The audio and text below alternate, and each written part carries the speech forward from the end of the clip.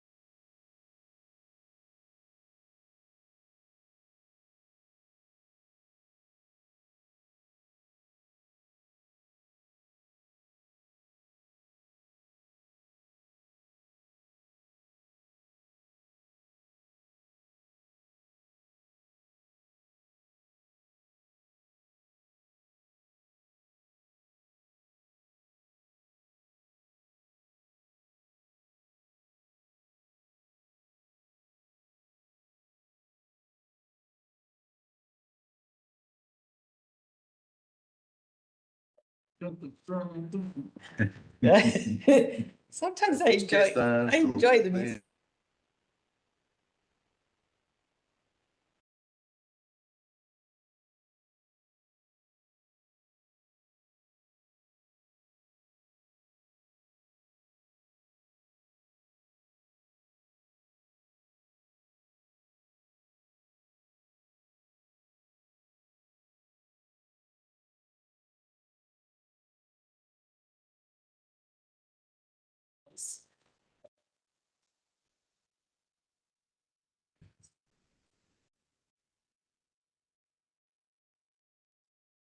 Thank you.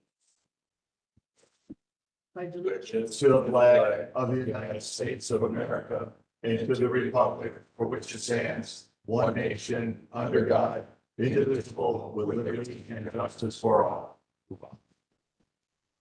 Yeah.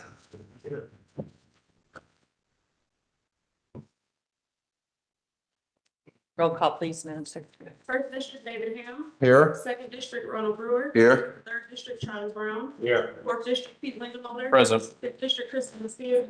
Here. Sixth District, Ted Bilski. Here. Seventh District, Nancy Meyer. Here. All right, the minutes, I'll entertain a motion. Motion to approve minutes. Second. Okay, motion's been made to approve the minutes of January 29th and February 10th. Discussion, all in favor signify by aye. Aye. Opposed, motion passes. Awards and resolutions. Madam President, Councilman.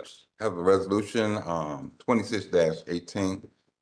Make a motion to approve this, resolution on first reading. Motion's been made and seconded. Want to read it into the Yes. record? Madam President, resolution recognizing March as National Women's History Month. Whereas Women's History Month celebrates the often overlooked contribution of women in history, society, and culture. And whereas March is selected as month of observing Women's History Month to correspond with International Women's Day of March 8th. And whereas in the United States, Women's History Month traces its beginnings back to the first International Women's Day in 1911. Whereas in 1987, after being petitioned by the National Women's History Project, Congress passed 100-9 designating the month of March as Women's History Month. Therefore, be it resolved that the Lake County Council does hereby recognize March as National Women's History Month to highlight all the amazing accomplishments of strong, determined women. So resolved this 10th day of March 2026. David Ham, Councilman Nehemiah, Councilman Pete Lindemoller, Councilman Charlie Brown, Councilman Ron Brewer, Councilman Ted Bilski, and Councilwoman President Christine Sid. Move for approval. All in favor, signify by aye. Aye. Opposed, motion passes. Thank you, Madam President. Yes. I want to just take this time going along with National Women's Month. I want to highlight and recognize the contribution that you have done also as our president, for one, but she was also recognized this past Sunday's news article in the Northwest Indiana Times. Whereas it takes a moment to acknowledge our very own Christine Sid in recognition of the International Women's Day. Councilwoman Christine Sid was featured Sunday in the Northwest Indiana Times article, "We're Gaining Ground, Women Reshaping Power in Northwest Indiana." I want to just say congratulations, and we appreciate all you continue to do and for this great accomplishment also. Thank you. Thank you. And you know, I can only do what I do with the team of gentlemen that I have here on this council, so thank you. All right, another resolution honoring Crown Point High School Ava Strayer. Councilman Niemeyer. Madam President, I move to approve resolution 26-19, a resolution honoring Crown Point High School's Ava Strayer, Indiana High School Girls Wrestling State Champion, 130-pound weight division. Second. Okay, for the record, For the record. whereas students and professional athletes nurtured and trained in Lake County, Indiana have consistently shown excellence in all sporting endeavors, and whereas Lake County has generously sent forth its spirited and athletic youth to compete with other youths of this state and of every country and nation of this world, and whereas Lake County is justly proud of its sons and daughters who have so willingly taken upon themselves the hardships and disciplines, both physical and mental, which successful participation in sporting events demands. And whereas Ava Strayer, a Crown Point High School sophomore, won the IHSAA Girls Wrestling State Championship, 130-pound weight division on January 16th, 2026 at Cortiva Coliseum at the Indiana State Fairgrounds, winning her second state championship and finishing the season with a 33-0 record. Now, therefore, let it be resolved that the Lake County Council and all citizens of Lake County extend congratulations and praise to Ava Strayer for capturing first place in the Indiana High School Girls Wrestling State Tournament 130-pound weight division, and that a copy of this resolution be spread on the official records of the Lake County Council and an official copy be delivered to Ava Strayer, duly adopted by the Lake County Council on this 10th day of March 2026.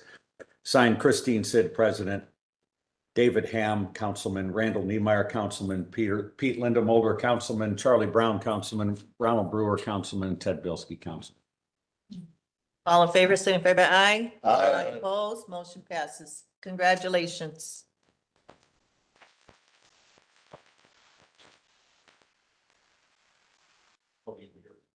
Ava, congratulations on your tremendous accomplishment. Are you a sophomore now? Yes. So you're going to come here 2 more years. So far, you're undefeated in your high school career. Wow. Oh, that's impressive. What an awesome accomplishment. Congratulations to you, your coaches, your family, and whole community of Crown Point schools. What an awesome job. Thank you. There's another woman, part of women's history. Are those your parents with you? Yes. Yep. I'm going to pick it. Yep.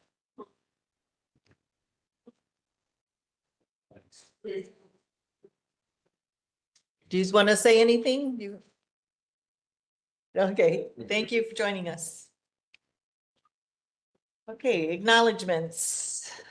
Do any of the council persons have any acknowledgements? Madam President, Councilman Brew. yes, I believe it was just last week, ago, joined, I guess the word went out that there was a forum of NIPSCO that was gonna be taking place at the Barbara Dean White, Center in Maryville. It was not that, it was an informational center, forum that was taking place where you can get information about what's going on with your NIPSCO bill. Quite a few people showed up, myself was there, just to get information. But what I discovered, just talking to different, citizens that came there, we all had something in common. The delivery charge was the main thing that's happening here. And we use these sub companies to do our delivery charge. And one company that I use, and it was kind of similar with a lot of other people, it was Just Energy. The delivery charge that I was using was almost just as much as the usage that I was using for gas.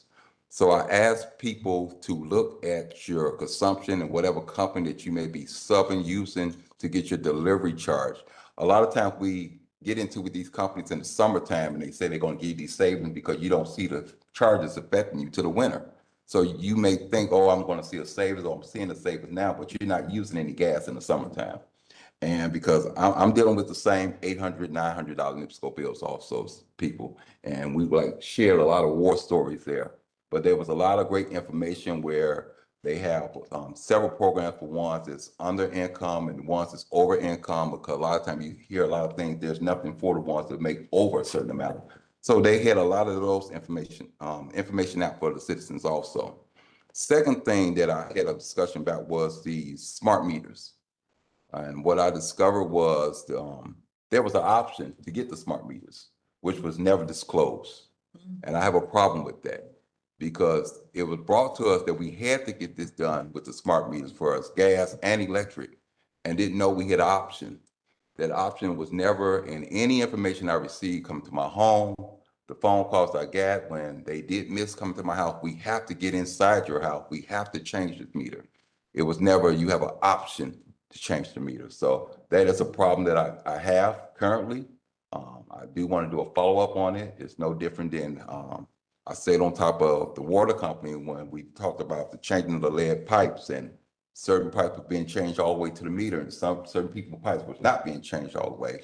And I testified downstate for them to make the changes, but they kind of went back on their word when they started the process. So we want to stay on top of NIPSCO on the process with the smart meters and make sure that the smart meters are not doing more than what they should be doing. Second thing I have discovered with the smart meters, by me working in construction and with a lot of apartment complexes, and especially with seniors, they don't have to come out to your home now to turn off your electric. It's with a push of a button sitting at a desk, they can turn you off and they can turn you on. Two problems with that: if you're on oxygen and things of that nature there, where you have to have your electricity and you're not able to pay your bill for whatever reason it is, that's concerning to me. The second thing is, if they should turn you on and you're not at home where you have turned off the main breaker, if you may have an iron or something like that hooked up, those things come back on also.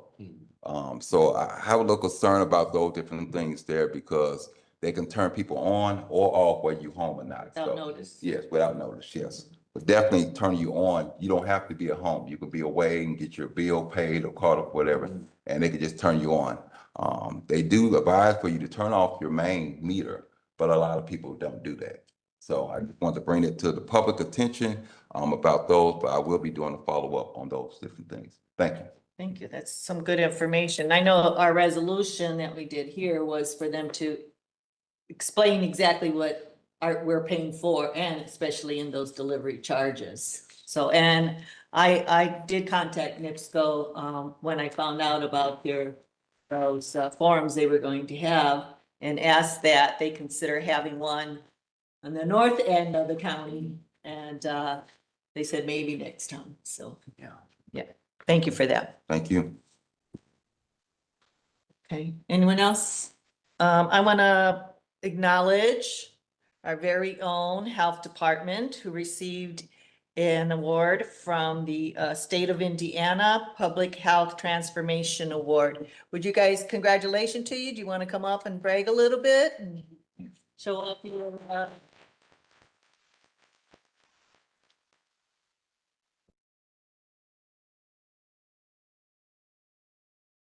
tell us why you received it? It's nice to be recognized. Good morning, everyone. Yes. Good morning.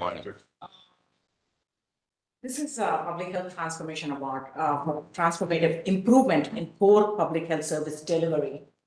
So the Lake County, I'll read it. Typically, I think one of you read it, but I'll just go ahead and read it. So it's presented to the Lake County Health Department in recognition of an extraordinary team transforming the health of Lake County residents through strengthened outreach, expanded services, and innovative community partnerships.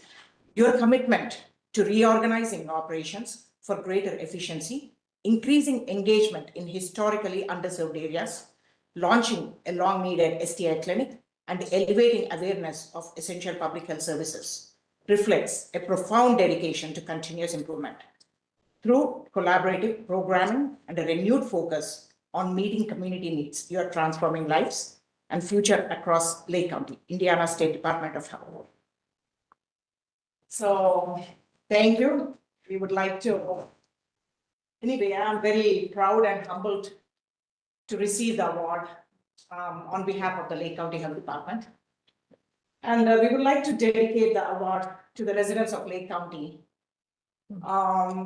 who encourage us, who hold us accountable, who come to our meetings, and then critique us, give feedback, and overall help us to work harder and harder to do a better job. So we promise to continue to work on your behalf. Thank you. Well, thank you for your leadership and your team. You really have done an extraordinary job in the health department. Thank you. Well deserved. Absolutely.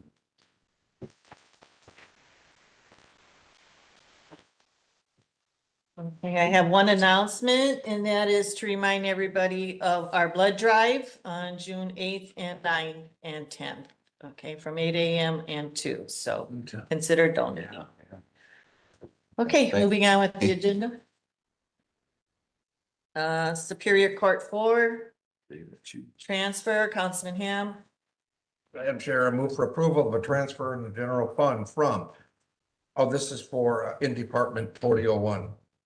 From 61150 paraprofessionals, $620, 63231 travel registration, $1,000, 63920 food and lodging, $1,200, and 62410 other supplies, $1,500. Transfer to 61210 longevity deduction, $620. 62230 clothing, $1,200. 64410 furniture and fixtures, $2,200, and 64490 other equipment, $300, for a total transfer of $4,320. Second. Motion's been made and seconded. Discussion. All in favor signify by aye. Aye. Motion passes. And Chair, in Juvenile Court Department 4005, we move for approval of a revised 144 in the general fund effective 2/9 of this year.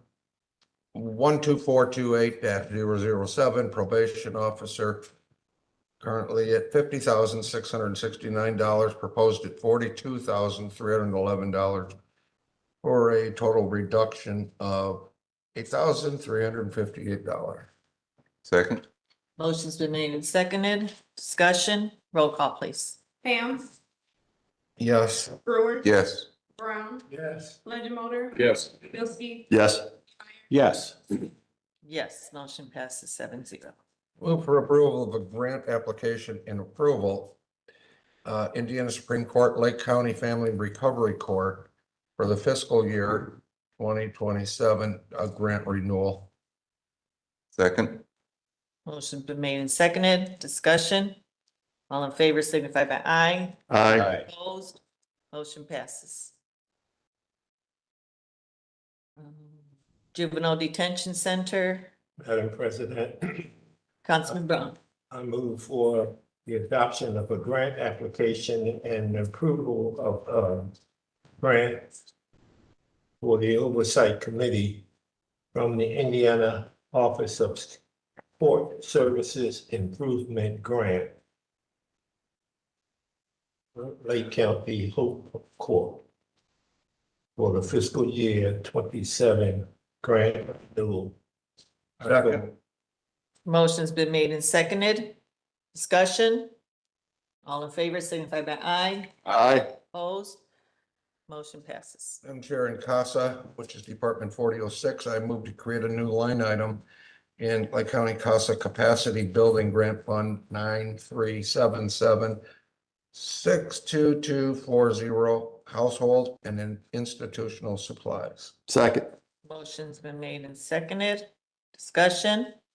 Roll call, please. Brewer, Yes. Brown, Yes. Lindamotor, Yes. Bilski, Yes. Neemeyer, Yes. Ham, Yes. Sid.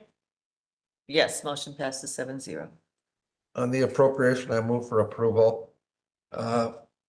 In the same grant fund 9377 for 62240 Household and Institutional Supplies, $5,000.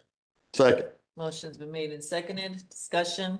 Roll call, please. Brown, Yes. Lindamotor, Yes. Bilski, Yes. Neemeyer, Yes. Ham, Yes. Brewer, Yes. Sid. Yes, motion passes 7-0. Planning Commission. Do we have to do 2 readings on this? Yes. Madam President, That's good.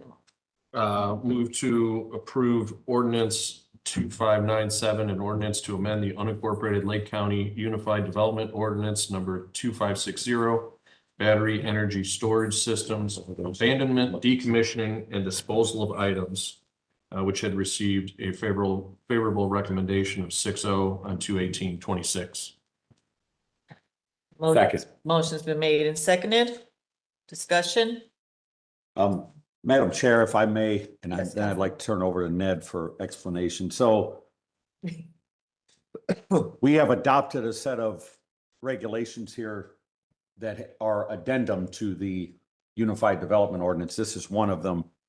So one of the unique things about Lake County Council is we're the legislative body as well as the fiscal body. So we get to hear these zoning ordinance updates. This is meant to create even more stringent regulations as it relates to land use in unincorporated Lake County, to make sure that as technology changes and if the needs change for things like battery energy storage or data centers or anything like that that's being developed now, that the land is returned to its current usable form, and all environmental issues, if there are any, are remediated. So Ned, if you want to dive into the details a little on this battery storage. The only two things that these ordinances do, we already have ordinances in place for battery storage and for data centers. Those that were passed a while ago, as you know, and we were commended, as was the council more than us, for the passage of those ordinances. Consequently, we noticed that there were no provisions for decommissioning and abandonment in those two documents. The only thing these two amendments do are spell out the provision for abandonment and decommissioning in both of those ordinances. They do nothing more than that because the ordinances are already in place, and unless you rescind them, they're going to stay there. And I think everything that we do is, as Councilman Niemeyer said, is attempt to make the regulations stricter to protect our citizens and the public in general, because these things go well beyond unincorporated Lake County. So the only thing that these ordinances do is provide provisions that I joked in the study session about 30 or 40 years from now, if these are ever needed, we probably won't be here, but Randy did speak up and say he would be here, and I'm sure that Pete and Ron probably will be here too, maybe Ted, but they're only to cover, again, these are only to cover an already existing ordinance. There is a provision for decommissioning contained in the data center ordinance, but they're beyond the statement. There are no provisions other than that. These actually carry it a step further to make sure that they have to post surety for their business and many other items like that. So comes to you with a a unanimous recommendation, both of them from the Plan Commission for approval. We're hoping you approve that. And as technology moves forward, I'm sure we'll be in front of you for more updates and more restrictions on these things. It's brand new. As you know, technology moves. I wanted to bring a picture of my son and I when we had our first K-Pro computer that basically only did spreadsheets and word processing from 30 years ago to show you how far we've come, and it's going to continue to expand. These chips are the chips that they're producing now are going to become more and more and more. They're going to use more and more energy, right? So I don't know. We're going to find out really quickly whether or not they can provide. We have, as you know, we have one request before the Plan Commission right now, and I really don't have anything to say other than I hope you adopt both of these amendments. Okay, any other comments? I agree, we're being proactive, just like we did with the guidelines, we're just being proactive, and there, like you said, there may be even more changes to the ordinance, but. There's no guarantee that these things get approved, but if, because the procedure for them to be approved in Lake County is very long and very detailed, and what we would like to make sure, as you would like to make sure, is that if they do get approved, that we have the ordinances behind us to back up and make checks and balances on the approval. So, but like I said, there's no guarantee they'll be approved. All right, any other questions? Roll call, please. Lindamotor, Yes. Bilski, Yes. Neemeyer. Yes. Ham, Yes. Brewer, Yes. Brown, Yes. Sid, Yes, motion passes 7-0 on first reading. I move to suspend the rules. Second. Motion's been made and seconded to suspend with the rules. Roll call, please. Bilski, Yes. Neemeyer. Yes. Ham, Yeah. Brewer, Yes. Brown, Yes. Lindamotor, Yes. Sid, Yes, motion passes. I'll move to approve the ordinance on second reading. Second. Motion's been made and seconded. Further discussion? Roll call, please. Neemeyer. Yes. Ham, Yes. Brewer, Yes. Brown, Yes. Lindamotor, Yes. Bilski, Yes. Sid, Yes, motion passes on second reading. Madam President, move to approve ordinance number 2598, an ordinance to amend the unincorporated Lake County Unified Development Ordinance number 2560, data centers decommissioning plan, which had also received a 6-0 favorable recommendation on 2/18 of 26. Second. Motion's been made and seconded. Discussion? Madam President, Yes. for the record, Tom and Stephanie Lincoln are here from Eagle Creek Township. And I have really appreciated the engagement of the residents in South Lake County in this process.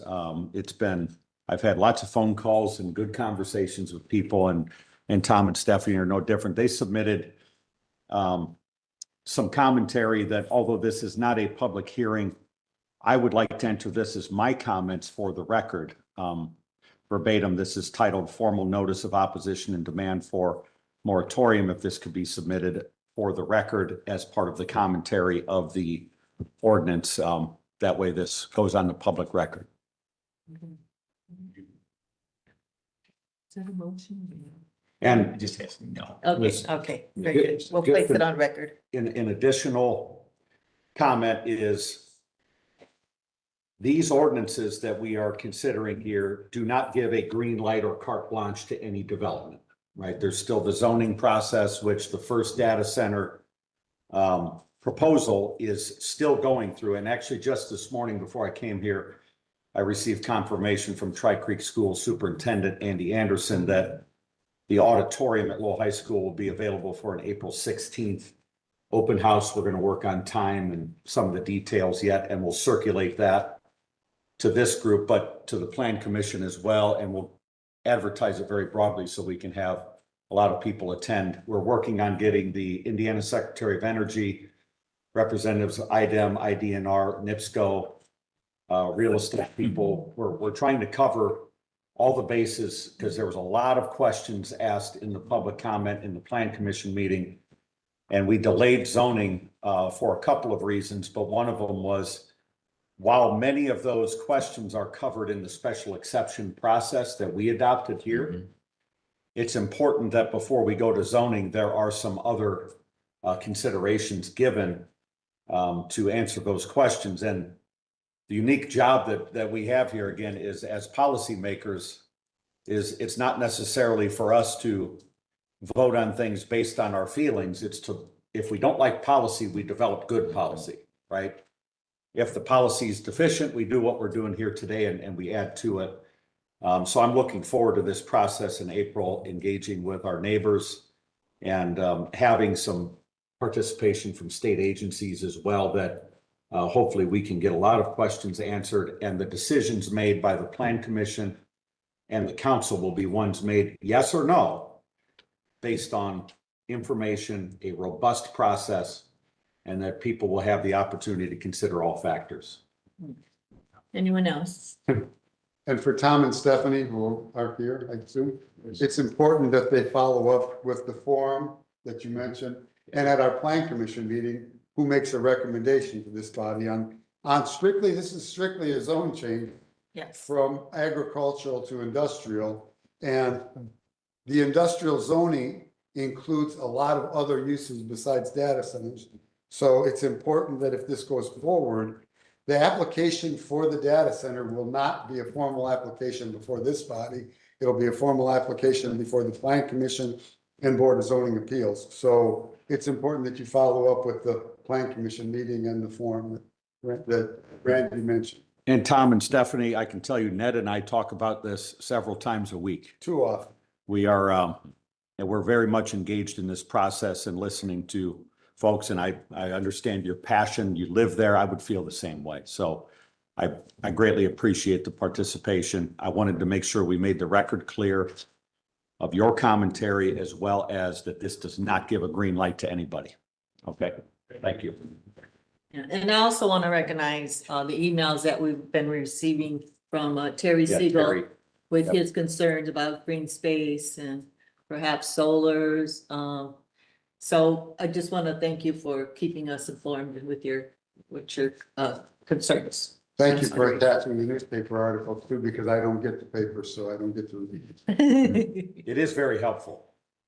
Yeah, I noticed on our links, you can't read the article unless you're a subscriber, so. But for $1, it's like for 6 months. Sorry. Yeah, then it probably says something like, they subscribe you anyways for $40 a month, I don't know. Can't afford Okay. with the gas prices the way they are. Yeah, all right, moving forward. Thank Any other discussion? Roll call, please. Ham, Yeah. Brewer. Yes. Brown, Yes. Lindemoter. Yes. Bldg, Yes. Neemeyer. Yes. Sid. Yes, motion passes 7-0. Motion to suspend with the rules? Second. Motion's been made and seconded to suspend with the rules. Roll call, please. Brewer. Yes. Brown, Yes. Lindemoter. Yes. Bldg, Yes. Neemeyer. Yes. Ham, Yes. Sid. Yes, motion passes 7-0. Motion to approve on second reading? Second. Motion's been made and seconded to approve on second reading. Any further discussion? Roll call, please. Brown, Yes. Lindemoter. Yes. Bldg, Yes. Neemeyer. Yes. Yes. Brewer. Yes. Sid. Yes, motion passes 7-0. May I say one more thing? Yes. For those of you that are here regarding the data center, it appears on our agenda in March because it was deferred.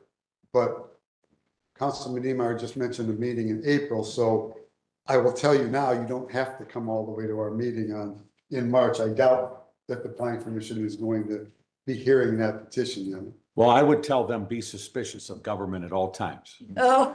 Okay. Believe me, you're But- not the only ones. I will be making, I can say this, I'll make another motion to defer because we had promised that that's the process we would follow, and we're going to follow it. So you don't need to do that. But maybe. But maybe. Always be suspicious. Yeah. Don't trust the Pope, but you can trust him. Local roads and streets, Councilman Niemeyer. Thank you, Madam President. I move to approve an appropriation, local road and street fund 1112, 63715 equipment lease, $402,000. Motion's been made. Is there a second? Second. Motion's been seconded. Steve? Discussion? we try to build a little surplus in this fund every year to use it at the end of 2 or 3 years to purchase heavy equipment. We finished last year with a $450,000 plus surplus. This will give us $620,000 in working capital to purchase 2 new dump trucks. It's a 2-year process. We have to order the beds and the frames, and then we get the hydraulics and things made. So this hopefully will give us, it's between $250,000 and $300,000 for a dump truck. So in 2 years, we should have 2 new dump trucks with this amount of money. I know, before prior, it was like $1 million to do one mile of, is that the same cost now? What is it? Do you have As any? the price of asphalt keeps going up. Yeah. It keeps getting a little more and more expensive as far as paving. Asphalt petroleum based. Thank you. All right. Any further discussion? Roll call, please. Lindamotor, Yes. Bldg. Yes. Neemeyer, Yes. Ham, Yeah. Brewer, Yes. Brown, Yes. Yes, motion passes 7-0.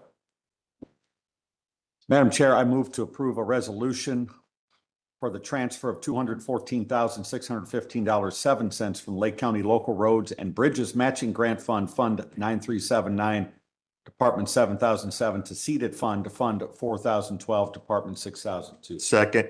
Motion's been made and seconded. Discussion? Steve? any The comment? project came in under budget. NDOT has been reimbursed. We're simply reimbursing CEDAT for the funds that they use for their match. Okay. Thank you. Any further discussion? Roll call, please. Bldg, Yes. Yes. Ham, Yes. Brewer, Yes. Brown, Yes. Lindamotor, Yes. Skid, Yes, motion passes 7-0. Okay, Lake County Sheriff. Thank you. Councilman Brown. Madam President, move for the adoption of an appropriation for the Sheriff's Grant Fund 9239 to be placed in line item 93995, other services and charges, $13,000, 63620, equipment repairs, $20,000, for a total of $33,000. I so move. Second. Motion's been made and seconded. Discussion? Roll call, please. Neemeyer, Yes. Ham, Yes. Brewer, Yes. Brown, Yes. Lindamotor. Yes. Bldg. Yes. Skid, Yes, motion passes 7-0. Thank you. Thank you. Okay, community corrections. Madam President, move to approve a resolution permitting the Lake County Community Corrections to pay an outstanding 2025 invoice or debt from the 2026 budget. Is there a second? Second. Second. Motion's been made and seconded. Discussion? Roll call, please. Ham, Yes. Brewer, Yes. Brown, Yes. Lindamotor, Yes. Bldg, Yes. Oh, I'm sorry. Neemeyer, Yes. Skid, Yes, motion passes 7-0. Madam President, move to approve a grant application and grant approval for the 2027 IDOC Community Corrections and Justice Reinvestment Grant. It's a grant renewal. Second. Motion's been made and seconded. Discussion? All in favor signify by aye. Aye. Opposed? Motion passes 7. Motion passes. Okay, Parks and Recreation.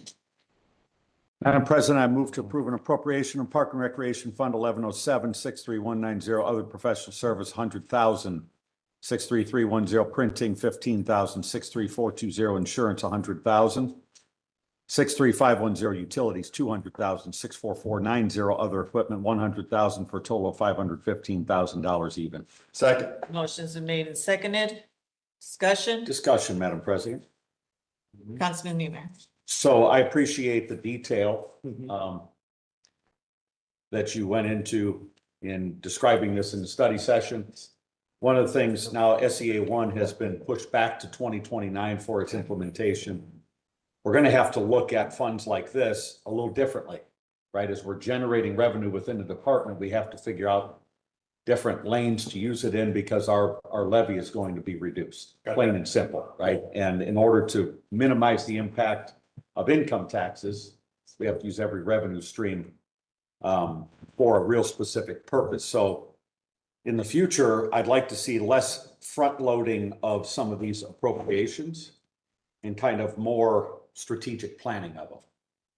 Right, is trying to do some 3 and 5 year projections, although we can't predict the weather. Yeah, We can't predict certain revenue streams. If we can take some of the data that we do have and figure out how to apply it to a little different business model as we go forward, that's Yeah, gonna be. we're open to that, and we always, as I said, we discuss this internally all the time, and to be straightforward, there are some things we do that are never gonna make money.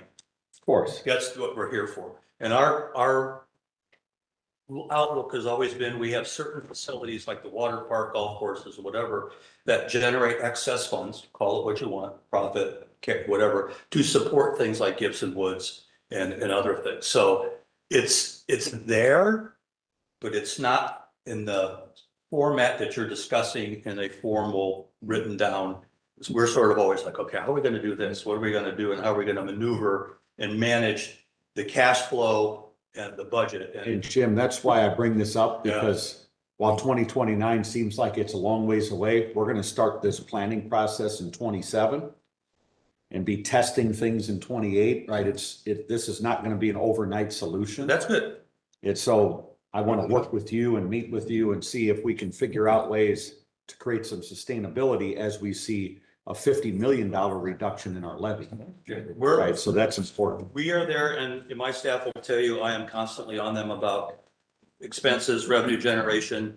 I think I've scared them to the point where Good. it's like, we gotta make money. No, we don't have to make money on everything. We just don't want to spend as much. Correct. You know, and I said, we have a financial sustainability workshop coming up that we've invited other departments to participate in. When is that, Jim? So it's in April, and it basically, it's a. Can you shoot me a message on that? I want to get my calendar if I can. Sure, it's a 3-day deal from an outside consultant who's done it in other places. And one of the things that she does say, I always find it interesting, and it's really much more community-based than county-based in what we do, but she talks about, what you're gonna pay for and, how you're gonna support and the other things through tax dollars, and trying to reduce that because you can't always pull through on the support of the tax dollars. So we get it.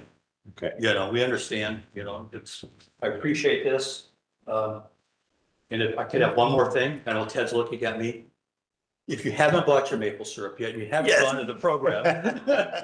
You have one more weekend this weekend. And if you missed the past weekend when Ted and Klaus were there, That's my dog. trade 60 and 70 degree weather for 39 and 40 degree weather. Not on me, it's all on you. Where's it for sale at, Jim? At the general store, gift shop, visitor center at the mill, the old church. And we have Voyager reenactor showing how it was made with the Voyagers over open fires. Yes. We have our evaporator house, the grist mill will be open, we're grinding cornmeal. There's all kinds of things. We try to, Tremendous maple syrup. it's the best, it's the best, and. And we wouldn't need data centers if everybody would just come to the county parks, get off their couch, get off their computer, and maybe put on a pair of tennis shoes and go for a walk and enjoy the sun and breathe some fresh air. Well, Go crappie fishing. Artificial, but Get rid of these. as a seminar budget, this is the oldest technology our kids will know. Yeah, And if you want new technology, you've got to power it. yeah. And that's the conundrum, right? How are you gonna do that? Power with maple syrup, Jim, Good, I'll start selling you, and a grist mill. Water power's always been there. Anyway, Yep. thank you very much. Haven't Thank voted you, yet. Jim. Great job. No, my only comment is that an appropriation early in the year is, we kind of ask departments to come when you need it, but, yeah, so just keep that in mind. Well, as I said, I Yeah. knew what was gonna happen, I just, Yeah. later. Okay, any further discussion? No, we just had an excellent weekend and the parks were packed with people. It was just beautiful to see everybody out and enjoying, getting rid of that cabin fever. And Jim, your staff, man, you guys do a phenomenal job. Thank really you, do. I'll pass it on. All right. Okay, roll call, please. Brewer, Yes. Brown, Yes. Linda Mulder, Yes. Bldg. Yes. Meyer. Yes. Pam, Yes. Sid, Yes, motion passes 7-0. Thank you much. Thank you. Thank you, Jim. I appreciate it. Health Department. Madam President. I move Yes, for the Council- adoption of an ordinance establishing the county health department's opioid settlement engaged 360. Youth Empowered Oh, you are- Project Grant Fund. Well, that's a mouthful. And non-reverting fund. Second. Motion's been, motion's been made and seconded. Discussion? Do you have anything you'd like to say? Good. Not necessarily, but I did want to expand a little bit more, because I know we had in the workshop discussed like the life skills training. And I didn't want you guys to just think that it was just focused on the life skills training and that early initiation. But it's also giving resources to those youth in school and outside of school with some of our partners, and, you know, getting them into extracurricular activities, you know, in safer environments. Also with the initiation of substance use among youth, it's really those students with those adverse childhood experiences. So we're focusing on that in the schools as well, and establishing referral pathways.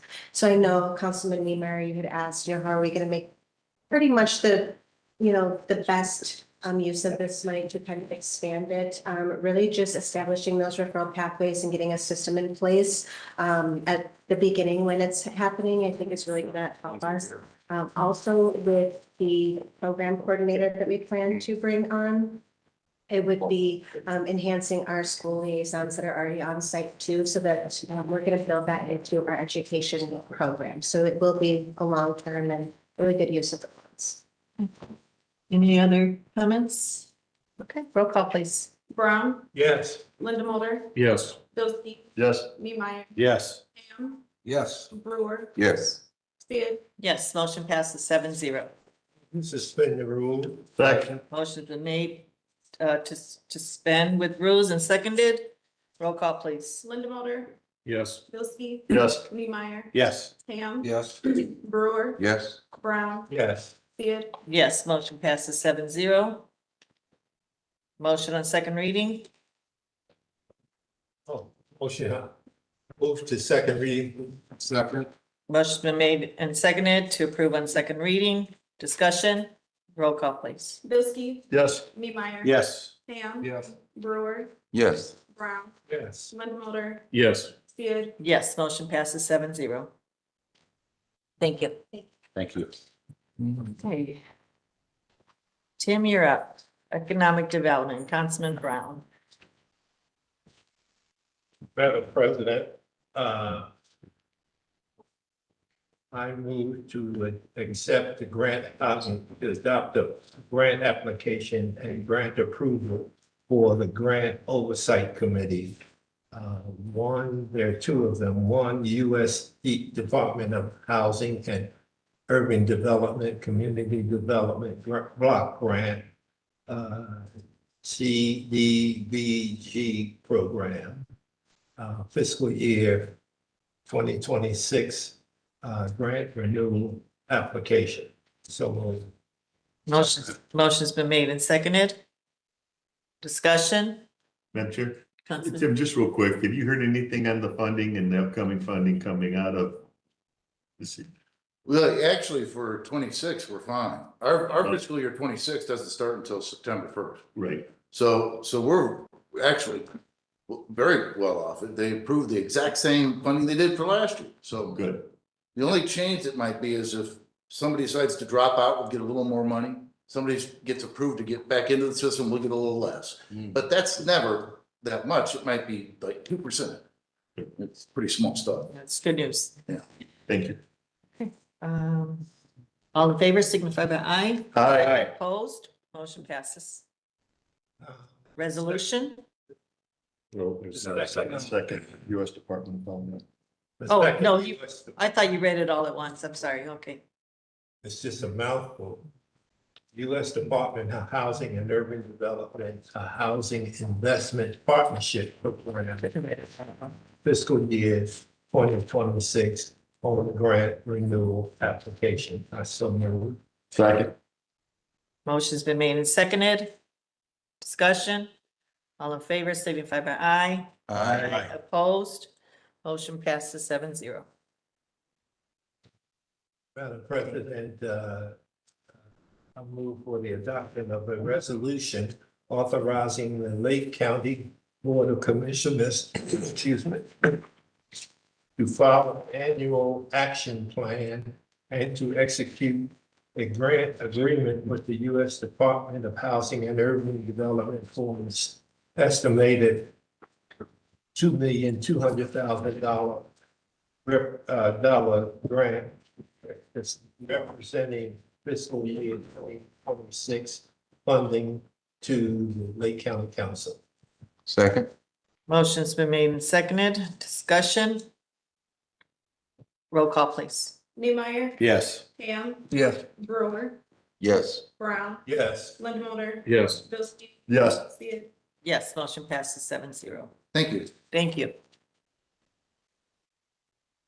All right, County Council, Councilman Brewer. Madam President, I move for resolution permitting the Lake County Council to pay an outstanding 2025 invoice debt from 2026 budget. Second. Motion's been made and seconded. Discussion. Roll call, please. Ham, Yes. Brewer, Yes. Brown, Yes. Linda Yes. Bldg. Yes. Neemeyer, Yes. Sid. Yes, motion passes 7-0. Ned's not here, is he? Okay. Citizens appointment, I found out this is under the Plan Commission, and I asked Ned, and I don't know if he ever answered, and he's gone. Whether this person. Okay. Yeah, would you? Okay, we'll move on to Veterans Memorial Parkway Commission. I'll open up nominations for the Veterans Memorial Parkway Commission. I know, Tim, should we appoint all these people? They're all active? Well, Or, just found out this morning that Mr. Fowler may have passed away, Oh, geez. but we need to confirm that.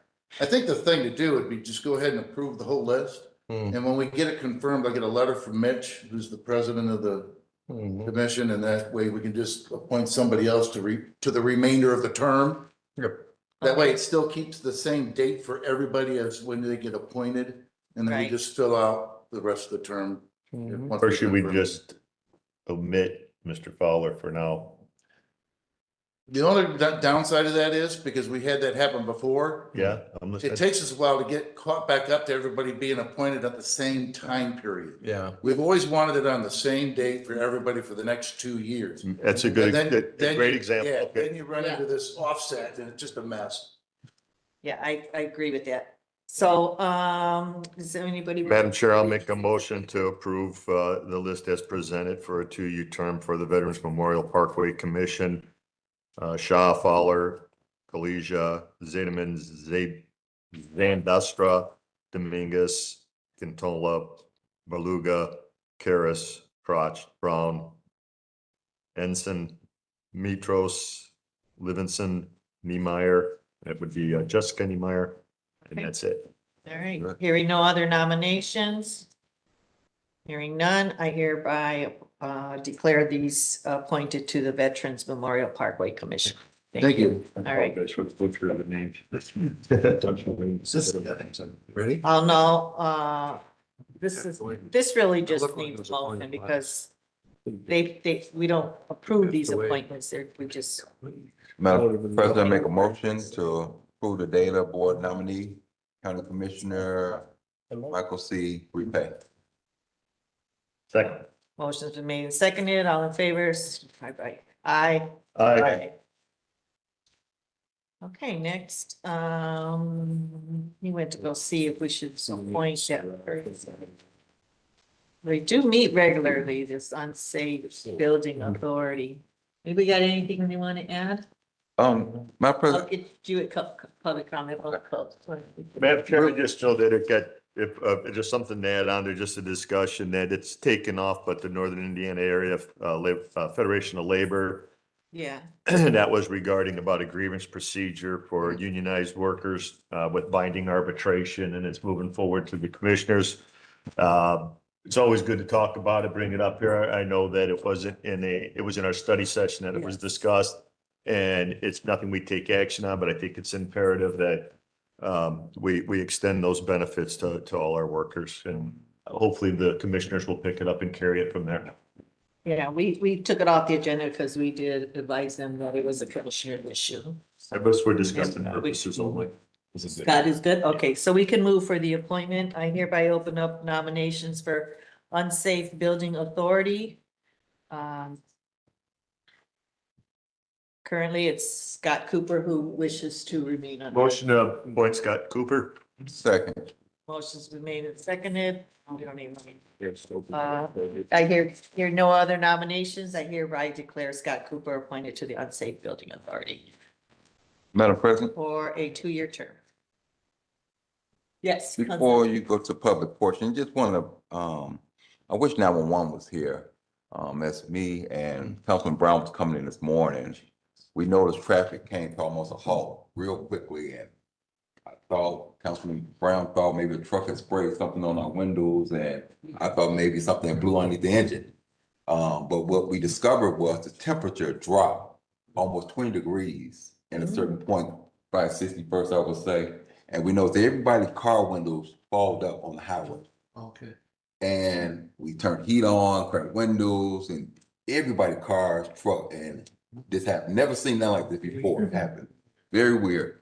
And we started seeing the temperature go from 48 degrees almost to 71, 72 degrees within minutes, seconds, pretty much. Just started seeing the temperature rise right back up. Never seen anything like that. So I say that to say this. There's been warnings coming about the severe weather, and we saw the rainstorm that we had just a couple of days ago. We don't know what's going to happen this evening because temperature is back up now. As I drove to pick up Councilman Brown, the fog was so thick in his area there, and we wasn't dealing with that on the west side of the area. And it cleared up sunny coming this way here. So it was a lot of things going on, but we don't know what we're looking forward to coming this evening when they talk about the storm.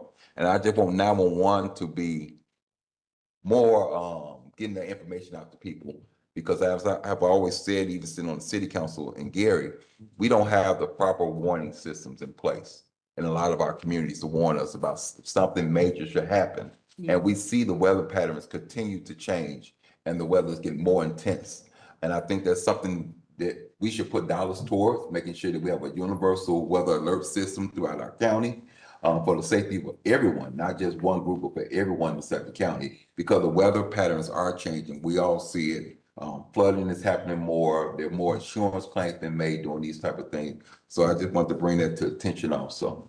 Thank you for that. Thank you. I know City of East Chicago put out a text message to the residents that today would be the day that they test their sirens, but they said because of the severe weather, if you hear the siren, it's real.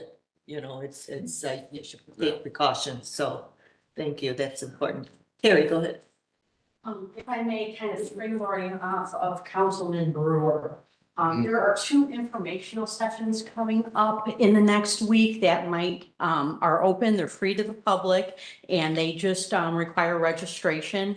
The first one it's actually the second one, but March 19th from 6:30 to 8:30 p.m. at IUN Anderson Library and Conference Center. The Lake County Department of Homeland Security is sponsoring the Chicago Weather Service to come out and talk about severe weather tools, how to recognize severe weather, and how to stay safe. Again, this is free. There's a QR code on our social medias that people can sign up and just participate in this. And then on this Saturday, we have Behind the Ballot. That's another informational free open house. And that's going to be in the auditorium here at the Government Center, and that provides information on voter registration drives, new laws, is your ballot safe? And you can apply to work on election day. You get information about travel boards. So these are both very informative sessions, and they are free to the public. So thank you. Thank you. And I know you do post on our social media about weather, and I know you do that. And I apologize. I should have gave these to you earlier, but I completely forgot until you started talking It's all about good. events. It's So all good. It's all good. Thank you. Okay, Councilman, anything else? Public comment time? Anyone? I think you're in public friends. Oh, yes. Good morning still, I think. Good Yes. morning. Good to see everyone. And my name is Denise Comer Dillard, and I'm the interim GM for the Gary Public Transit. I'm back again. Wanted to continue our discussion. When I came the first time, one of the things that we were talking about was making sure we had the local match because of the tremendous amount of growth that has gone on regionally here. I wanted to also bring what we promised, and that was we had sent some people who wanted to see ridership. That has doubled. So those heat maps were sent out, or take a look at those. If you didn't get them, let us know, because we are looking at them literally every week. Because we're trying to make sure that we're in the best places for the citizens throughout the region to do the picking up. And we're getting all the calls too now from employers who are saying, can you stay open later? But we shut down at 11. Who did you say? Speculative. Oh. But Amazon has also contacted us. Could we have longer hours in terms of the evening? We've gotten the interfaith-based group saying, can you do something on Sunday? Maybe you don't do it full time, but maybe you can do it early, maybe till about 12 o'clock or 1 in temporary. So we're looking at all, because again, we have a very large faith community in Northwest Indiana. Very diverse, very large, and we could literally probably be open all day Sunday, but that would not be the most cost efficient. So we are taking a look at it. We also got calls, which we thought was really interesting, and it's not just from any one school, it's multiple schools across the district. This looking at how to maximize transportation. Now, I'm old school, so we used to catch the bus to school all the time. It was a public bus. We didn't have special buses to come out to the school and drop you off at destinations. But we used to know how to catch the bus. So that's another issue, because a lot of our students, they are not familiar with surface transit, and many of their parents. So we're very involved in training people and not just say, yes, you need to get to places, but you need to look at things that are ecological, looking at the environment, looking at how far you can move on these buses. If you are a person who goes to other areas like Chicago to park, it is $50 an hour at most of these parking facilities now. So I've had a lot of people say, well, is it cheaper to Uber? Well, maybe more convenient a little bit, but not cheaper. Definitely not cheap. So I wanted to share some of the things, and I may not have enough copies, and I do apologize. But you have 2 sections here that I'd like you to take a look at. One of the things we talked about was making sure that the budget. The issue, if you recall, we said 4 million reoccurring 4 years. That was the yes. And the reason is what some of those documents will show you. We are and have accumulated for this year in our old existing, putting that together, grants, everything's active. We've got a worksheet there that shows you where the money is going to be spent. It's rolling fleet. If you need bigger ones, I'll send you bigger ones. I'm sorry. I have a lot of generations working on documents. And if they could see them, they figured I could see them. Right. It's not necessarily true. I got a magnifying glass in my desk, or I'll be fine. I understand. But what I wanted to make sure that we showed you, this budget that we got from the federal government, and that's what we've been, making sure that we are looking at the efficiency and effectiveness. We got it up to 42 million.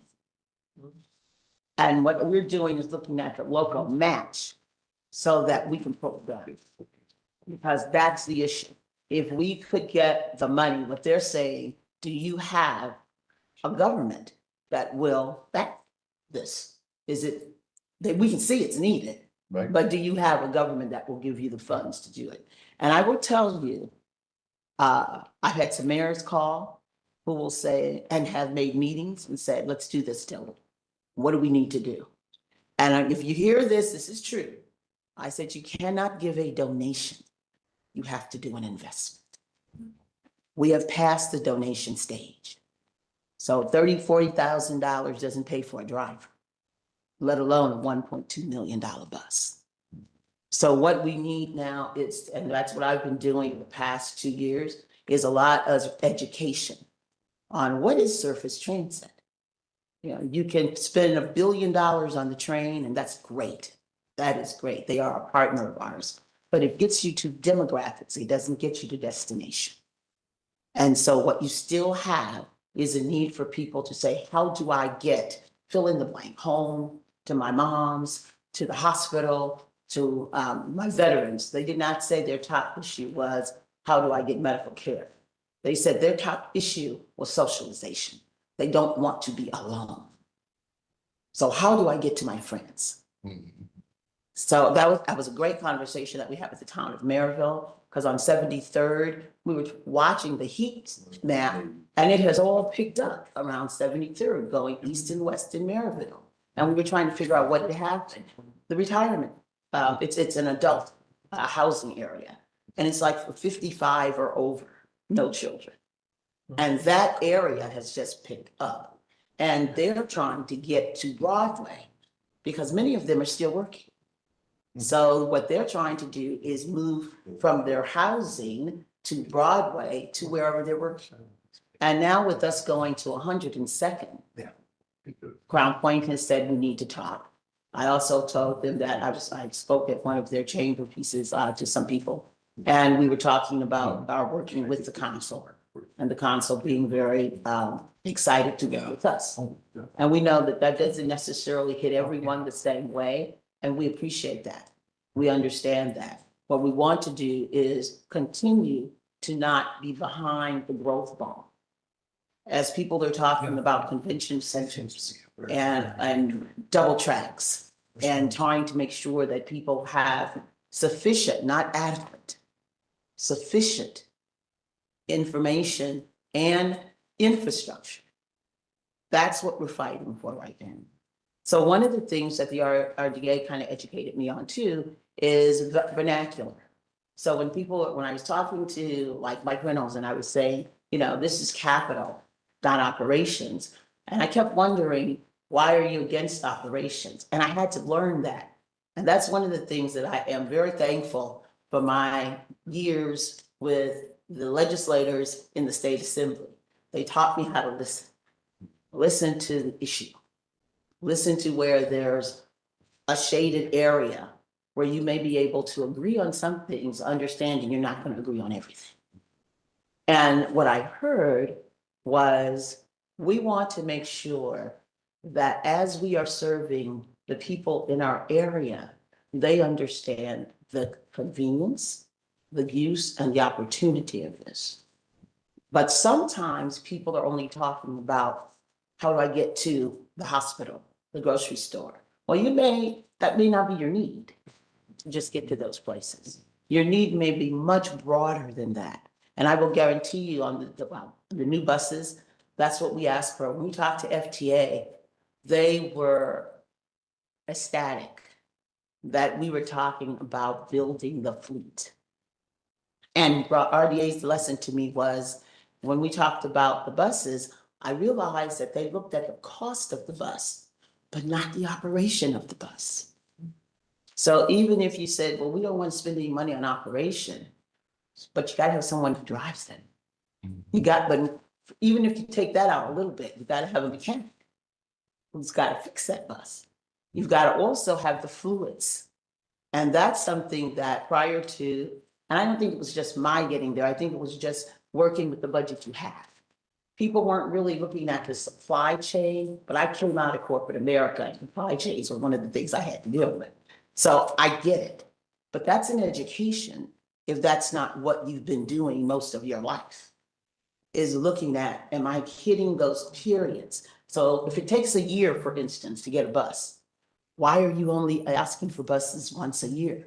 You should be asking every fourth quarter, because it's going to take 8 to 9 to 12 months to deliver that bus. So that way you're not rolling. And Gary, when we have a bus that is just beat, we retire it with 350 to 500,000 miles. I just bought reused buses at NERC. Thank you, Ty Warner. Because indeed, I bought buses that were 2017. They didn't have 100,000 miles in them. We were like, whoa, we got new buses. I mean, to drive something that had under 100,000 miles, our buses for the same year have 375,000 miles. Same year. So I guess that's why I kind of laugh. Electric buses are wonderful for your ecosystem, environment, the carbon dioxide. We have one of the top areas in the country for respiratory disease in our children. That is probably 50% of absenteeism in the school district is asthma. Asthma. But this is something that you have to remember. To do that, electric buses, they're very persnickety. Very persnickety, not too cold, not too hot, not too long. They don't want to work 8 hours a day. You have to park them. And that's why we talked to you at the study council a month ago about things like putting in transfers. So the chargers, because we need to be able to charge them and really send them home for the night. Let them rest and pull our other fleets out to work the evening shift. That's ideal. And that's what we're trying to grow. So as you look at this information, if you look on the back of the short page, you will see the color coding. And that's what tells you, this is your money right here for this year. We have 19,978,000 that is already executed. These are allotted, itemized, spending down areas. You have in progress things that are variable but occur monthly. So, we don't know what the gas cost is going to be, particularly now, because it's gone up a couple of dollars in the last 2 weeks. But the bottom line is we know those expenses are going to change. We know that. And then we continue to work with things that are wonderful problems to have. Indiana University, your bus just came here. That's an electric bus. Indiana University wrapped it. They bought 2, actually, to wrap and make sure that they were part of it, to advertise to students, yes, come and come to our school. But everyone took a note on that. So Ivy Tech called, Purdue called, and Calumet College. They actually gave $250,000 to ensure that they had a bus stop. They had motorized bicycles so that they could look at an environment program using bikes, which is also what we're putting in communities. And they are wonderful. You just like any place else, you swipe your card, ride your bike, park it back in a place, and we have a company that actually comes and gets it. And what's really cool about most of these vendors that my people, staff-wise, have been working with, and I'm really proud of what we were doing, they're from the region. They are entrepreneurs doing business here. And many of them are young, a lot more energy than I have. So I have to tell them, slow down, let me catch up for a minute. But it has been a joy to see us grow. I've been here 3 years. And when I got here, as I said before, I had 5 buses running regional. That's why you got 500,000 miles on a bus. Yeah. We now have about 20. And we are one of the top calls in paratransit. ADA, oh my goodness, just blowing it up. And the good part about that, it's not all medical tragic stuff. It's like, I want to get together, I'm 88 years old, and I'd like to get to my birthday party for boom, boom, boom, boom, boom. And we're able to do that. You just have to fill out the paperwork so we can help you. So these are the things that I tell you, not from just work, not from just entertainment, not from, I had to correct the gentleman from item because he started saying, oh, poverty and vulnerability and all the key words. And I said, that's not what transportation is. Transportation is destination. I mean, if it's helping others that are vulnerable, God bless us for getting that. But that's not what it's for. So we want to make sure that we're educating Northwest Indiana, even with health equity, was on a Indiana virtual, and I got them talking about health equity. And sometimes, you know, you have to shut your mouth before you become in charge of something else, right? And next thing I knew, they were asking me to do a seminar, you know, on transportation, health equity, and how that all fits. So I ask you, as you read through this, I want to continue to educate you, to let you know that we're putting the money to good use. Any curve, any street that we have a bus on, we can help that city or that town renovate that area. That's where the money goes. And that's why we pull that $1, getting there $4 to 1. Well, thank you. Do you have any questions? And in honor of Women's History, thank you for your leadership. Thank you so much. I appreciate your support. Thank you. Anyone else, public comment? Please state your name for the record. My name is Dr. Michaela Spangenberg. I facilitate the Gary Education Coalition. I'm really glad that Councilman Brewer brought up the issue around the weather, because some of our communities do not have working sirens. And when I, as just a regular resident, try to advocate around, we have to have sirens. Not everybody has a smartphone, not everybody has their TV on or anything else that would let them know there's an emergency. You know, lately, the issue has been, well, some of the federal programs they could have access for that aren't there anymore for them. So maybe there could be some kind of study regarding countywide where we don't have sirens and what resources can be utilized to address that, because you know, one person can only, you know, I've learned this from experience, call like 50 people at a time to tell them, hey, do you know there's an emergency right now? You need to go to your basement. And you'd be surprised the number, like, I'll do that. Like I have a revolving, like, my old folks list. The folks that I know are likely not gonna know otherwise. And half the time, 2/3 of them have no clue.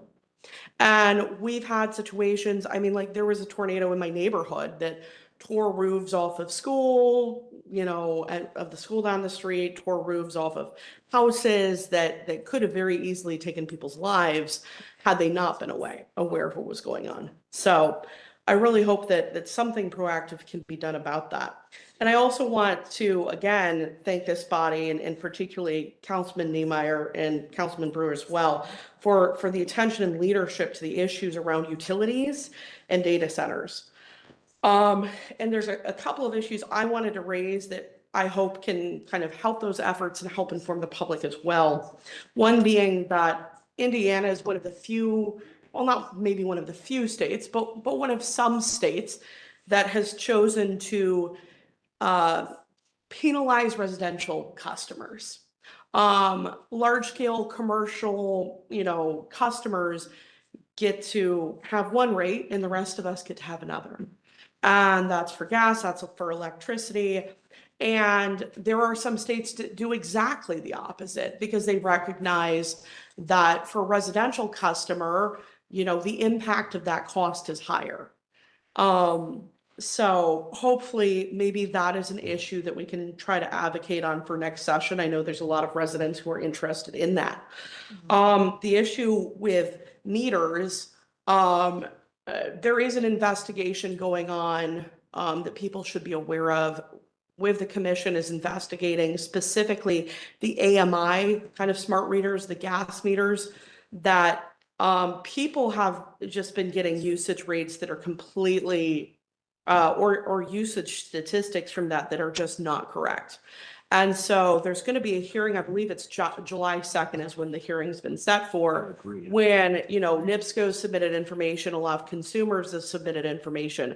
And if consumers are having issues with NIPSCO rates, with NIPSCO usage, I highly encourage people to reach out to the commission, the Utility Commission for Indiana, and let somebody know, because they need to hear this. And some of these issues have already been substantiated. NIPSCO has already been compelled to start giving people their money back. So this is real. But aside from even that issue with the smart readers, we do have a really well-known other issue, which is when your meter is not being read. Because basically what happens, some guy's going around in a truck with a little radio transmitter, as I understand, and I'm not very technically advanced. And, whatever meters in the area that are transmitting, they pick up whatever your usage rate is. But a good number of customers, and in fact, one of the greatest, contributors to NIPSCO call volume is people's meters are not being read, sometimes for months or even a year or more at a time.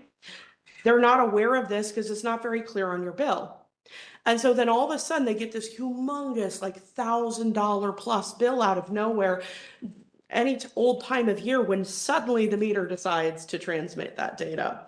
And so I really encourage people, make sure that when you're looking at your NIPSCO bill, you're looking to make sure that it does not say estimated usage. Make sure that it is saying what your actual usage rate is. And if it isn't, call NIPSCO, call the commission.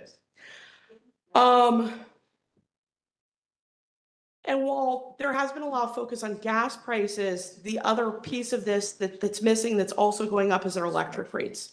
And part of that is because states that have so-called deregulated utilities to an extreme degree, like California, Illinois, and what they mean when they say deregulation is that they're socializing the cost to the consumers and privatizing the profits to the, the utilities and the businesses.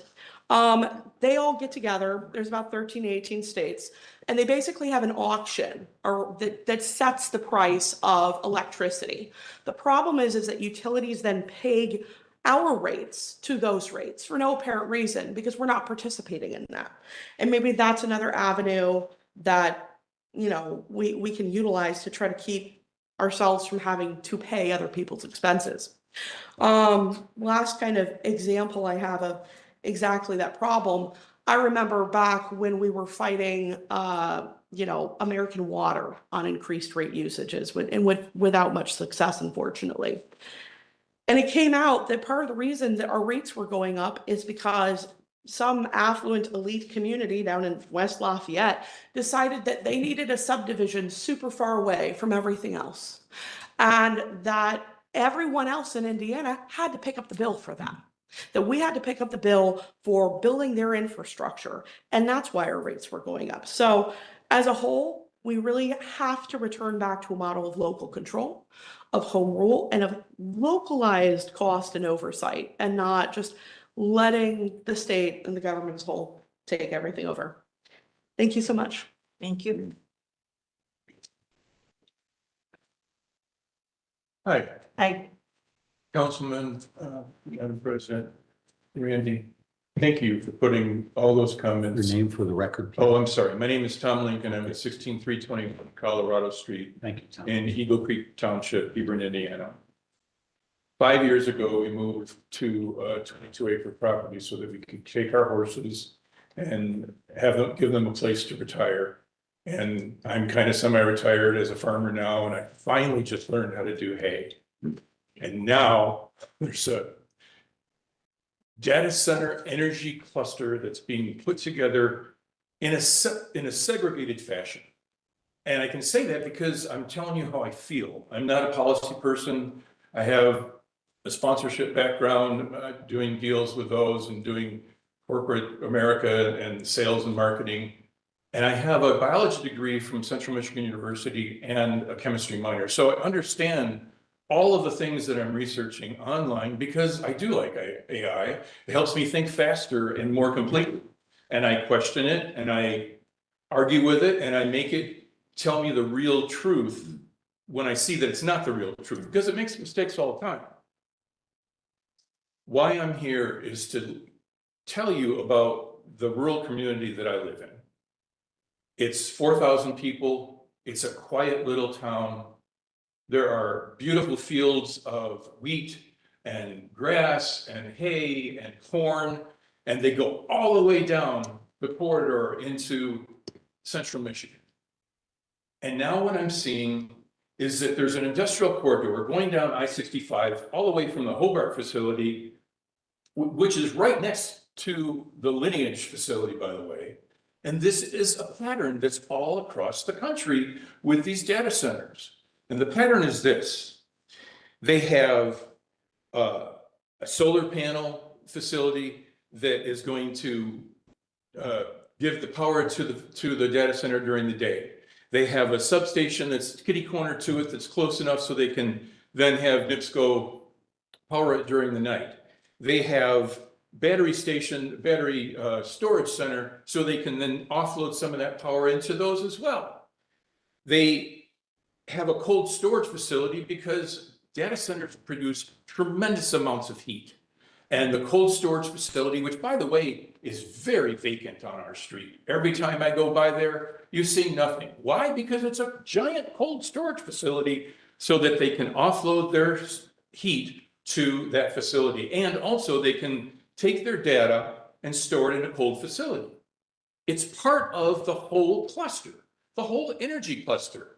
It's a giant industrial complex that they're trying to put in agricultural land. Now, I don't have a problem with society trying to do AI, and you got to find places to do it. There are lots of brownfields up along the lakefront that cost a lot of money now because the market is going through the roof. But there are lots of federal grants and state grants and things like that that they can use to probably end up getting more money than what they're getting now in this agricultural area. Don't change agricultural A1 property to industrial or light industrial. And I don't believe that anything that I've researched is anywhere near light industrial. It's heavy industrial, and it should be treated as such. And I think that I also want to compliment this council and the planning council for all of the ordinances that they're putting together to try to prevent the worst case scenario from happening with these monstrosities that they're going to put into this agricultural area that are 3,000 acres and 160 acres. I mean, people are going to bring their industry to this area because it now exists. And that smug lawyer that I saw at the planning commission last time, he was trying to tell me that, you know, oh, the water and the environment, you know, kind of stuff. He was really, he was a smug person, and he needs to have his feet held to the fire like you held him to the fire because he put it in the wrong spot. That was brilliant, by the way. I love that. Well, I'm not a rookie. I know you're not, and neither am I. So I'm getting old though, so pardon me for a second here. What I really want are tier 2 studies that are peer reviewed on financial, safety, and environmental studies within a 10-mile radius, because we're all going to be infected by this, and they should pay for it. And it should be third-party independent. And there should be a liability and ironclad legal guarantee for our land, water, and air. If they're going to be good neighbors like their thing says, then they need to pony up and make sure that we're going to be taken care of. It's going to be ugly as sin, and it's going to totally ruin the character of our rural community. Fine. Progress goes forward. Maybe this is a national security threat, that we need AI before China gets it. Fine. I'm good with that. And I'll be patriotic and I'll bite the bullet and we'll just deal with it. We'll put carbon filters in our water and we'll try to protect our field from getting acid damage and the whole thing. We need liability. We need damages if they screw this up. Tom, if it's okay with you, I'd like to share this with that data center developer group. Because I think, you know, that April 16th open house that we'll have. Yeah. It'd be good for the state agencies as well as the developer to look at this material and say, hey, we need to answer these questions. Yes, Right? thank you. Because I don't think you're wrong. I think the questions that people raised are valid policy questions, right? This is, as I said in that plan commission meeting, I've lived in South Lake County all my life, and I've known most of the people there to be very reasonable. Yeah. And if we can be honest, transparent, and answer questions, Yes. there's a pathway to success for everyone. The individual private property owner with 22 acres that likes their horses, and for people to build things. So those things can coexist, but these questions can't be ignored. So I'll carry that water for you right to the developer and make sure at that April 16th meeting, we're able to answer some of these questions. I appreciate that. And I also would like to say that we're running into state regulations that are trying to fast track this in to us without us having any way to get rid of it, without having any way to have public comment, or zoning changes are just gonna not even matter. What was it, HB 1024, 1333 that got. Yeah. Oh, 1001 to add some zoning. So this is an important comment you make. Yeah. I talk about this a lot of places that I go when I talk to people that are passionate about issues. The word governance, right, is a really important word, because if you say, no, we don't want it, it needs to go away, that's not governing. Governing is what we did here today. The process of self-governance is you elect representatives that are charged with, okay, within the framework of state law, within the framework of the Constitution, which the Fifth Amendment and 14th Amendment tie together on these land use issues. It's important that we come up with governance framework locally, because if we don't, the state will do it for us. The federal government will do it for us. And you've even heard our vice president talk about when he goes around, hey, we need good partners in zoning to build more housing. What he's basically saying is that if you don't govern it, we will. Right. I don't like that approach.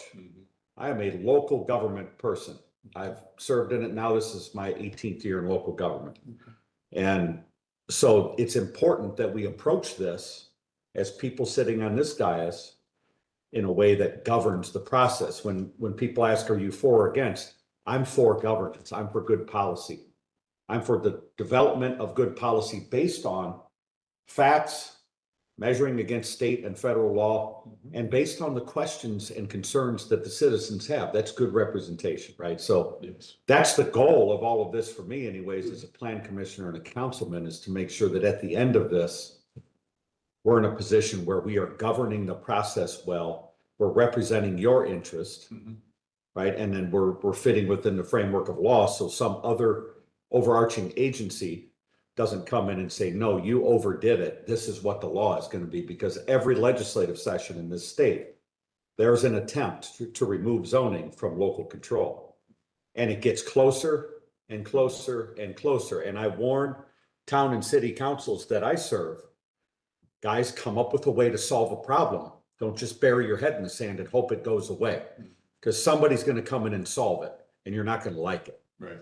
So for me, it's like, all right, here's the data center push. Here's the corridor push on industrializing a major highway corridor. Let's get in front of it. And the main thing that we would like to see, both my wife and I, is that you treat this as one big entity. If you're going to do the financial, the environmental, and the sorry, I lost my train of thought. The financial, the environmental, and the safety tier 2 studies, please keep it all in mind as one big entity and don't do it for the individual entities, because they are not. They are all put together as a plan that is predatory, coming into our community, trying to get better prices for agricultural land and get tax abatements so that they can have a better profit margin in the end. I'm all for business. I'm all for billionaires. I have no problem with that, but don't do it in a fraudulent way, and don't do it sneaky. Thank you. Thank you. Thank you. Thank you, Tom. Thank you. Terry, you're up. Okay, Terry Stiegel, I live at 8577 Clyman Road in Highland, Indiana. And I think we're all aware of the data center invasion that's upon us. And Mr. Lincoln brings up some very good points I've tried to bring up before about there's no planning. And the planning is just horrible. It should have been done statewide on a more overall basis. And all they've been doing is creating mechanisms that put problems on you with incentives for people to come here with no restrictions on how they get here.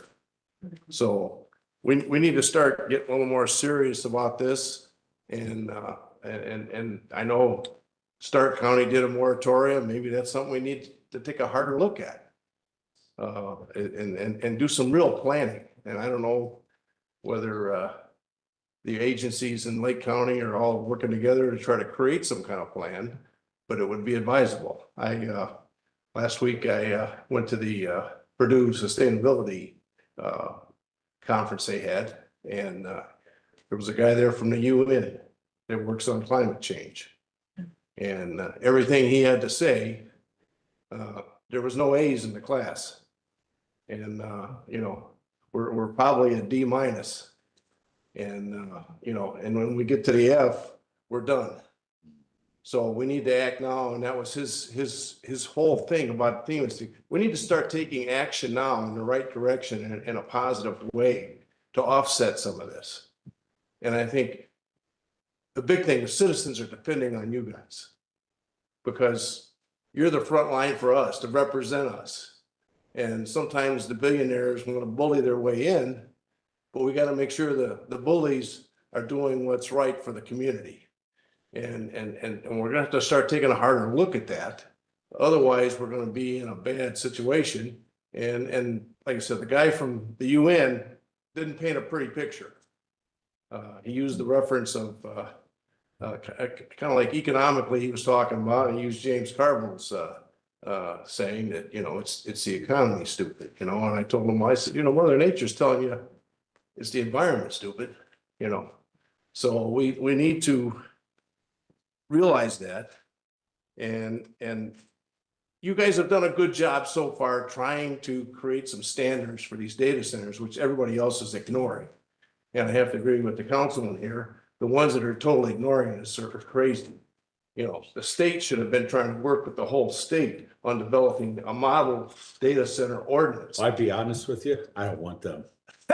Well, I'm just saying, there should be, you know, there's municipalities that don't have the resources to develop these things, small counties. So, you know, we need to take a logical approach to this and do it in the right way so that we're doing the right thing. I mean, some of us here might not be here but down the road, you know, that 30 years away, but you know, your kids and your grandkids, you want to make sure that they have a sustainable life. So that's why I've been pushing real hard for this green space nature preserve, not just grass.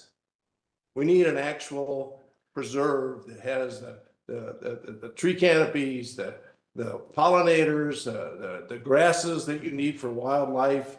Harry, if I can just 1 second, because I'm gonna have these conversations with people, Sure. right?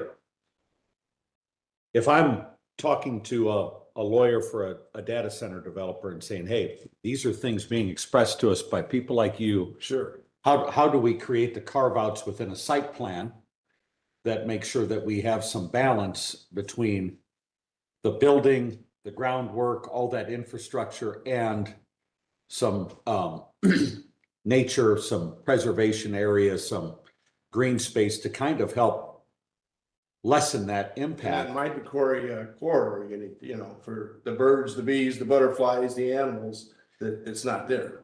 So that's kind of, you're looking for, in reading your emails, a little bigger setbacks from other neighboring properties, maybe stuff within the middle of a campus development, like what they're talking about in Hobart, is to carve out areas like that for some of the development to consider the balance within the development campus. Is that correct? Yes, yes, that's the key. And that's where, you know, we don't like the data centers coming in, everybody's opposed to them, but reality tells us they're coming.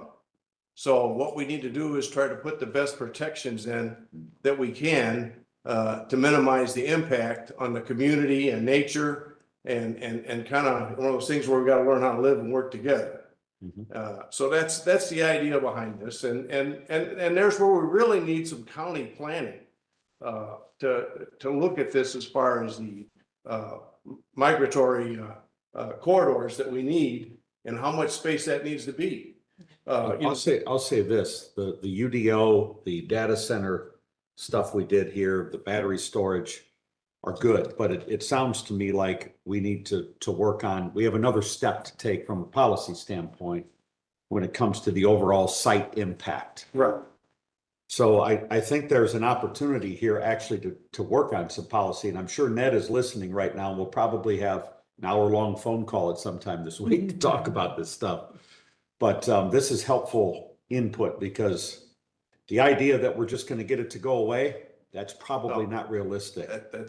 We're going to have to focus, right? We're going to keep our eyes. I think we have good foundational ordinances right now, but we can always improve policy.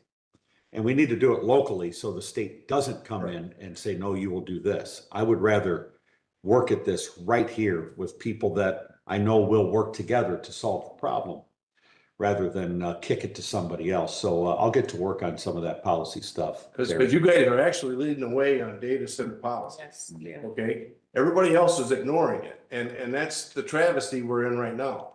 The impact, the negative impact it's going to have down the road is going to be disastrous. And we need to, like I said, we need the planners with their GIS to get these migratory corridors and everything's like this. I mean, it's just like the Audubon Society said.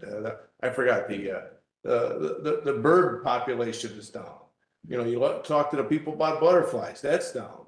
You know, all these things are, you know, people kind of laugh at me when I talk about we got to save the bees, the butterflies, and the birds. Those are serious problems. Well, especially for farmers. They're pollinators. Yeah, especially for the farmers. So now, you know, we could, you know, end up basically destroying ourselves. And that's the idea of what we don't want to do. Yeah. And there's one other thing I want to emphasize to you, and I've sent you some emails that have some further information in there as far as some of this stuff. You put a lot of work in those emails, or else you're plugging it into AI. No, I do it by. We'll let Mr. Lee can review and see if it's the truth. But there's one other thing I think, you know, sometimes you got to kind of think out of the box a little bit. And we got to get people thinking different as far as this too, because where it is going to happen, we need to think bigger, okay? And we need to make sure the people benefit. And so far, everything that these data centers are bringing, it's not for the people, it's for the billionaires. I'm saying we got to work towards something for the people, okay? And that's why I brought this idea to you, to where, you know, if we're going to look at the capacity of electricity that a data center needs, what we are to do is say, okay, this is X times Y equals capacity here. Well, what we are to require them to do at some point is say, look, you need to supply rooftop solar to all the single family homes till you reach that capacity. And then we don't have to fire up a coal plant or something, because now we can offset that. And then now all of a sudden too, look, people's utility bills will go down. And if for some reason they get excess, they can put it back on the grid, and the data center could get that. It's funny you say that, because when I did my little video series online, really railing on NIPSCO, of course, executives take interest and they call you, right? So on one of the phone calls, I said, you know, in this whole thing, us who consume energy understand that infrastructure and improvements take money. Right? We're not stupid.